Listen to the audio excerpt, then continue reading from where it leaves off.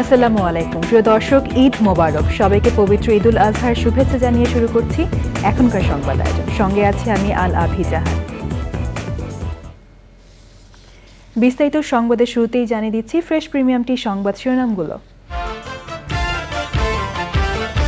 ত্যাগের মহিমায় উদযাপিত হচ্ছে পবিত্র ঈদুল আজহা। ঈদ জামাতে যোগ দিচ্ছেন মুসল্লিরা।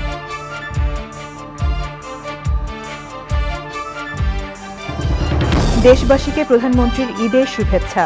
আত্মশুদ্ধির পাশাপাশি দেশ ও জনগণের কল্যাণে কাজ করার আহ্বান। প্রিয় দেশবাসী, আসসালামু আলাইকুম। বছর ঘুরে আবার আমাদের মাঝে ফিরে এসেছে পবিত্র ঈদুল আজহা। আপনাদের ঈদুল আজহার শুভেচ্ছা জানাচ্ছি। ঈদ মোবারক। টি-20 বিশ্বকাপের ডি গ্রুপে নেপালের আমন্ত্রণে ব্যাট করছে বাংলাদেশ।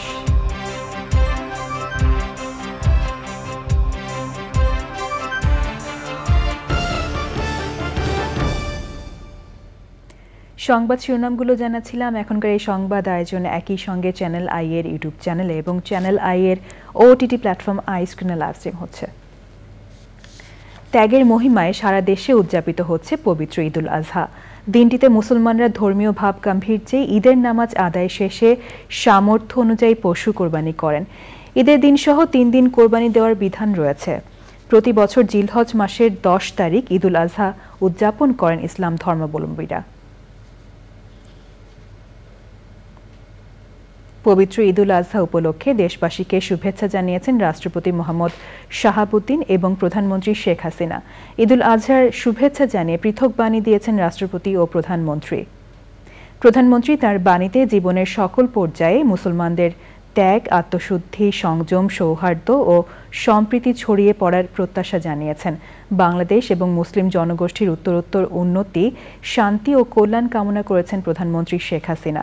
বাণীতে রাষ্ট্রপতি বলেন, কোরবানির ত্যাগ আমাদের মাঝে আত্মীয় স্বজন ও পাড়া প্রতিবেশীর সাথে সুখ দুঃখ ভাগাভাগি করে নেওয়ার মনোভাব জাগ্রত করে এবং সহিষ্ণুতার শিক্ষা দেয়। সুবিধাবঞ্চিত মানুষের কেউ যাতে ঈদের আনন্দ থেকে বঞ্চিত না হয় সেজন্য সমাজের বিত্তবান ও সচ্ছল ব্যক্তিদের এগিয়ে আসার আহ্বান জানিয়েছেন রাষ্ট্রপতি। দেশবাসীকে ঈদুল আজহার শুভেচ্ছা জানিয়ে প্রধানমন্ত্রী শেখ হাসিনা ত্যাগের চেতনায় উদ্বুদ্ধ হয়ে দেশ ও জনগণের কল্যাণে আত্মনিয়োগ করতে সবার প্রতি আহ্বান জানিয়েছেন। এক ভিডিও বার্তায় প্রধানমন্ত্রী ঈদুল আজহা সবার জীবনে যেন অনাবিল আনন্দ, সুখ ও শান্তি বয়ে নিয়ে আসে সে প্রত্যাশার কথা জানান। প্রিয় দেশবাসী, আসসালামু আলাইকুম। বছর ঘুরে আবার আমাদের মাঝে ফিরে এসেছে পবিত্র ঈদুল আজহা। আপনাদের ঈদুল আজহার শুভেচ্ছা জানাচ্ছি। ঈদ মোবারক। ঈদুল আজহার শিক্ষা ধারণ করে আসুন আমরা ত্যাগের মহিমায় উজ্জীবিত হয়ে দেশ ও দেশের মানুষের কল্যাণে কাজ করি। পবিত্র ঈদুল আজহা আমাদের সকলের জীবনে বয়ে আনুক অনাবিল আনন্দ, সুখ, শান্তি ও স্বাচ্ছন্দ্য। সবাই ভালো থাকুন, সুস্থ থাকুন, নিরাপদ থাকুন। ঈদ মোবারক। জয় বঙ্গবন্ধু। জাতীয় ঈদগাহ ময়দানে পবিত্র ঈদুল আজহার প্রথম জামাত হবে সকাল 7:30টায়। ইতোমধ্যে হাজারো মুসল্লি ঈদগাহ মাঠে প্রবেশ করেছেন। জাতীয় ঈদগাহ ময়দানে ঈদ জামাতের খবর জানাতে আছেন মাজহারুল হক মান্না। সরাসরি যাচ্ছি তার কাছে। মান্না, ঈদ জামাতে মুসল্লিদের অংশগ্রহণ এবং নিরাপত্তা সহ সার্বিক বিষয় নিয়ে বিস্তারিত জানাবেন।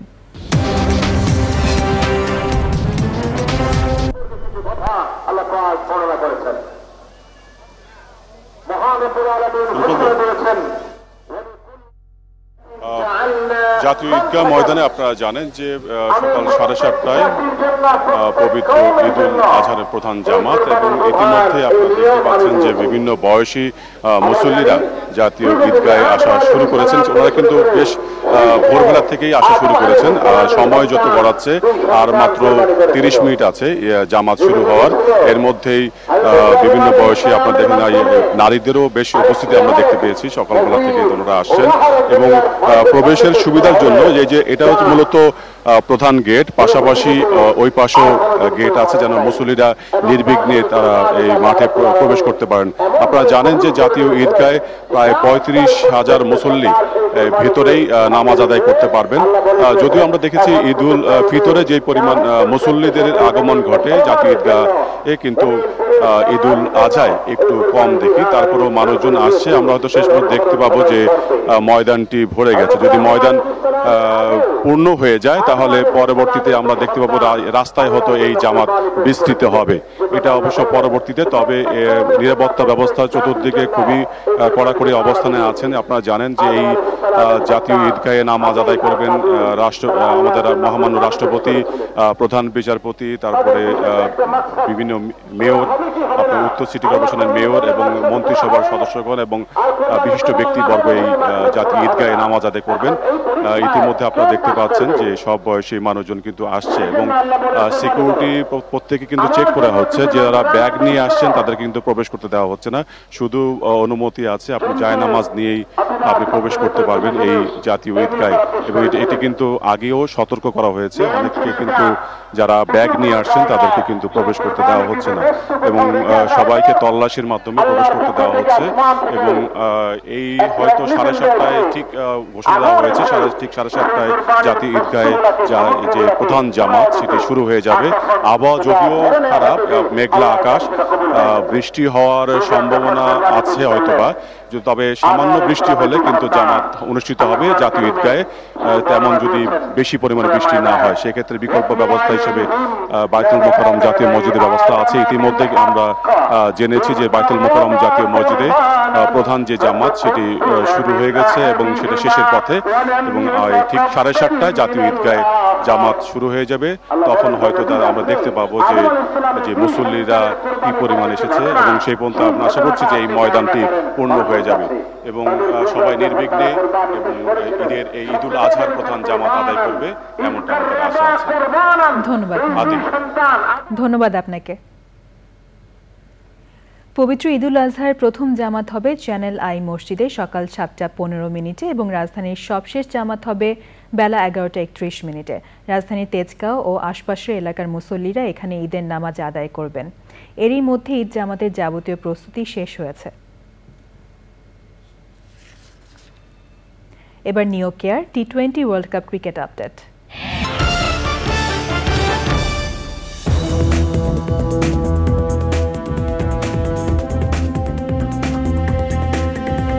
ফিরে এলাম বিরতির পর।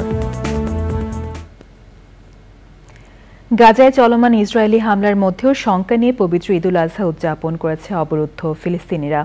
এমনকি 24 ঘণ্টায় ইসরায়েলি হামলায় নিহত হয়েছেন 41 ফিলিস্তিনি, যার মধ্যে মধ্য গাজার বুরেইচ শরণার্থী শিবিরে বিমান হামলায় 5 শিশুসহ নিহত হয়েছেন 9 জন। গাজায় হামাসের কাসেম ব্রিগেডের হামলায় 8 ইসরায়েলি সেনা নিহত হয়েছে। এই ঘটনার জবাবে রাফাতে বেশ কিছু বাড়িতে আগুন ও ধ্বংস করে দিয়েছে ইসরায়েলি সেনারা। এদিকে ইসরায়েলে সরকার বিরোধী আন্দোলন তীব্র হয়েছে। নেতানিয়াহু সরকারের পদত্যাগ না হওয়া পর্যন্ত তারা এই আন্দোলন চালিয়ে যাবে বলে ঘোষণা দিয়েছে।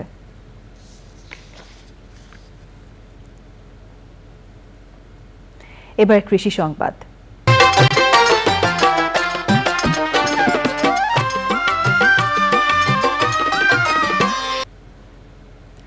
টানা তাপপ্রবাহ, খরা ও অনাবৃষ্টির কারণে এবছর যশোর সহ দেশের দক্ষিণের জেলাগুলোতে আমের ফলন বিপর্যয় হয়েছে।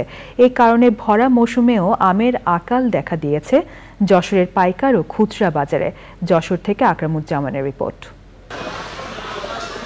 যশোর শহরের পুরাতন বাস টার্মিনাল সংলগ্ন মনিহার মোড়ের ফলপট্টিতে দক্ষিণের সর্ববৃহৎ আমের মোকাম।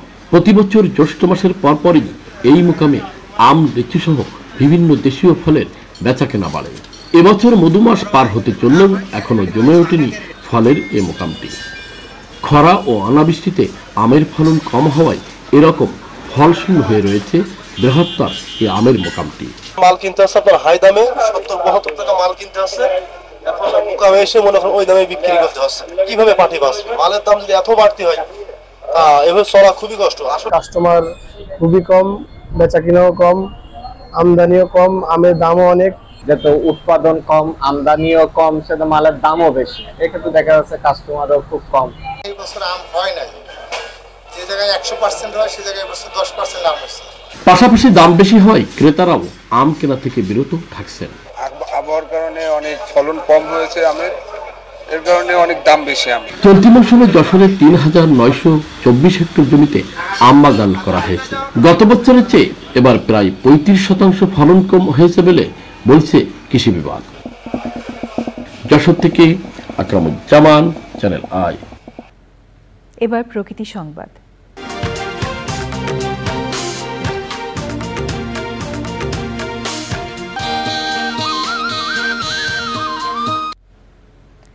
কক্সবাজারের পেকুয়ার সংরক্ষিত বনাঞ্চলে গড়ে উঠেছে হাজারো পাখির অভয়ারণ্য।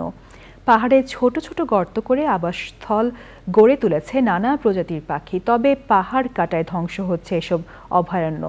হুমকিতে থাকা পরিবেশ, প্রকৃতি ও জীববৈচিত্র্য রক্ষায় পাহাড় খেকোদের বিরুদ্ধে কঠোর ব্যবস্থা নেওয়ার তাগিদ পরিবেশবাদীদের।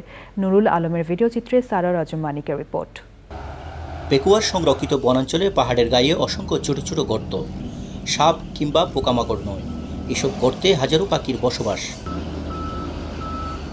কখনো খাদ্য সংগ্রহের পর নিড়ে ফেরা, আবার কখনো অবারিত দিগন্তে পাখা মেলে পাখির দল। পাখি খুব সুন্দর লাগে। পাখি বিভিন্ন ধরনের পাখি এখানে গাত্ত করে এখানে থাকে, ডিম পারে। হাজার হাজার পাখিটা বাসাও করছে ওখানে। বালু খেটে ফেললে পাখির বাসাটা নষ্ট হয়ে যাবে। পাহাড় কেটে বালু উত্তোলনের কারণে বসতি হারাচ্ছে এসব পাখি। বালু কাটার কারণে অনেক পাখিগুলো নষ্ট হয়, আর ভালো হয়ে দিলে কিছু কিছু। যখন এখানে মেশিন চলতেছিল তখন তো অনেক ধোঁয়ার কারণে বাচ্চাগুলোর ক্ষতি হয়, অক্টেনের ধোঁয়াগুলোর কারণে। পাখির অভয়ারণ্য রক্ষায় সংরক্ষিত বনাঞ্চলে নজরদারি বাড়ানোর তাগিদ পরিবেশবিদদের। দস্যুরা পাহাড় কাটছে, আর পাহাড় কাটার ফলে আমরা নিয়মিত দেখছি যে এখানকার জীববৈচিত্র্য যেমন ধ্বংস হচ্ছে, তেমনি প্রাণ প্রকৃতিও ধ্বংস হচ্ছে। প্রাণ প্রকৃতি রক্ষার ক্ষেত্রে এটি একটি অশনি সংকেত বলে আমি মনে করছি। পরিবেশ প্রকৃতি ধ্বংসকারীদের বিরুদ্ধে কঠোর আইনি ব্যবস্থা নেওয়ার আহ্বান পরিবেশবিদদের। এই পাহাড়েই গর্ত করে নানা প্রজাতির পাখি আশ্রয় নিয়েছে। পাখির এই আশ্রয়গুলোকে সংরক্ষণ করা প্রয়োজন বলে মনে করছেন পরিবেশবিদরা। কক্সবাজারের পেকুয়ার টৈটংয়ের সংরক্ষিত বনাঞ্চল থেকে সরোয়ারাজ মানিক, চ্যানেল আই। এবার খেলার খবর।